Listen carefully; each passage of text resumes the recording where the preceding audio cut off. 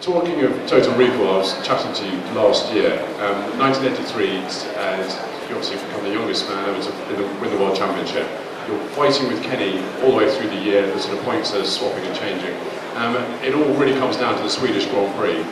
Talk us through that race, because your recall of it was just amazing. Yeah. Well, the championship in '83, by the time we got 2 races to go, I had built up a point lead at the beginning, and then Kenny had closed it down. And I actually told Irv, and we talked before the season started, the first 3 races were going to be everything.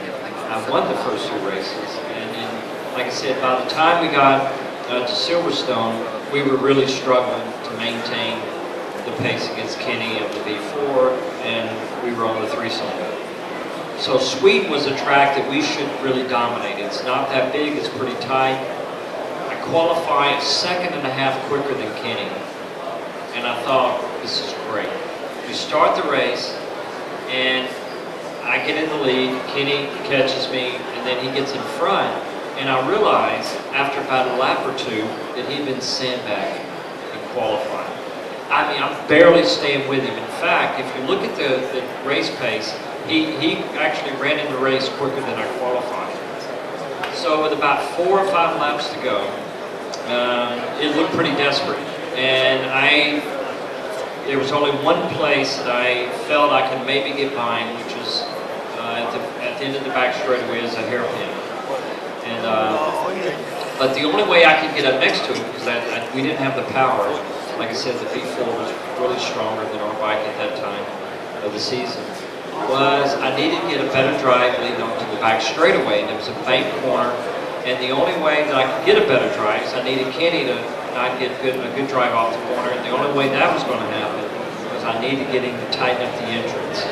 So with about 4 laps to go, I started showing him wheel on the inside to try to get him to tighten up his entry. And with the plan being that the last lap, the last corner, or last time leading on the back straightaway, if he went low, I was going to go high to try to square off the corner and get a good drive. Well, that's what happened. Is he felt I was going to try to get out on the entrance, and I ran up high, coming on the back straightaway because there was a bank that leads over to an off-camber.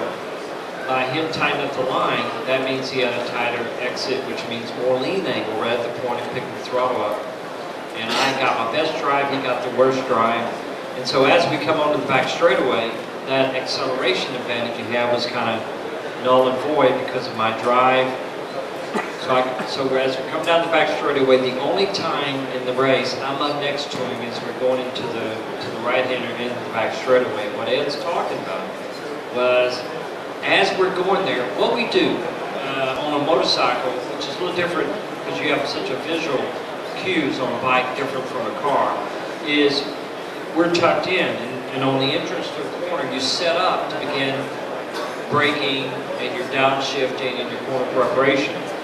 So normally, at the speed we're going, which at this point is about 170 miles an hour, and you're up next to a rider, your peripheral vision is everything. For the closure rate at that speed, you have to stay focused on what's happening in front of you. So you can't take your eyes off that because everything is happening so fast. As we approach the corner, and I'm using my peripheral vision, normally I would wait for him to sit up. That would be my cue to get on the brakes, because I'm not going to start braking until he does at this point. And so as we get there, for whatever reason, just innately intuition, for the first time and only time that season, I glance my eyes and I will look at his hand. Right at the moment he begins to set up to brake. And he set up and he didn't get out of the throttle. And if I hadn't looked at his hand, I would have reacted to his body movement, but I didn't. And so when he set up, he didn't get on the brakes, off the throttle and the brakes, neither did I. Now at this point, in that split second, we're beyond both our braking points, right? And so now it's just a matter of control. And if anybody's followed or knows, that's the corner and that's the race that Kenny's been upset for about 29 years. Yeah.